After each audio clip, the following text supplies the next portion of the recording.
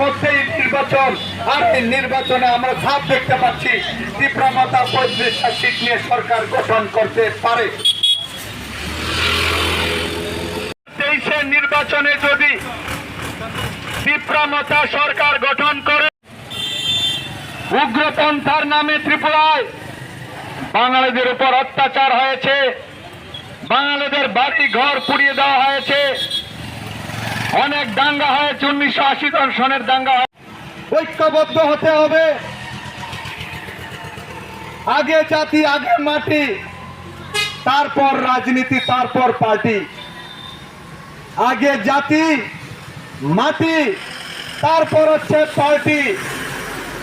আমরা বিভিন্ন দলে বিভক্ত, বিভিন্ন রাজনৈতিক দলে বিভক্ত। আমাদের ভোট কাটিয়ে তীব্রমতা পাস করবে 35টা সিটে। আমাদের ভোট কাটিয়ে, কারণ আমরা কোন সময় সুদীপের লোক, কোন সময় মানিকের লোক, কোন সময় অমুক লোক, কোন সময় তমুক লোক। আমরা বাঙালি কবে হব? আমাদের পরিচয়টা কি? আগে আমাদের পরিচয়টা আমাদেরকে গ্রহণ করতে হবে। আমাদের পরিচয় হচ্ছে আমরা বাঙালি, আমাদের পরিচয় হচ্ছে আমরা হিন্দু, আমাদের পরিচয় হচ্ছে আমরা ভারতবাসী। আমরা ভারতীয় ছিলাম, ভারতীয় আছি, ভারতীয় থাকব। এই ত্রিপুরার মাটি বাঙালিদের মাটি। প্রদ্যুৎ কিশোর বর্মন 29 মে 2022 দিল্লিতে একটা প্রোগ্রামে ইনি ভাষণ দিতে গিয়ে বলেছেন যে ককবরক ভাষা হচ্ছে তিব্বত বার্মিজ ভাষা। ভাষা হচ্ছে মানুষের দেশ এবং জাতির পরিচয়।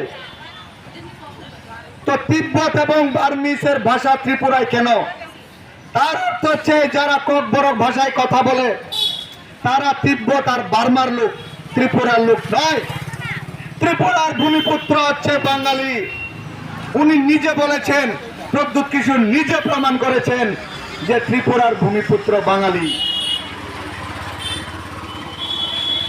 ত্রিপুরায় যখন মাণিক্য রাজাদের শাসন শুরু হয়েছে, মাণিক্য রাজাদের রাজভাষা ছিল বাংলা।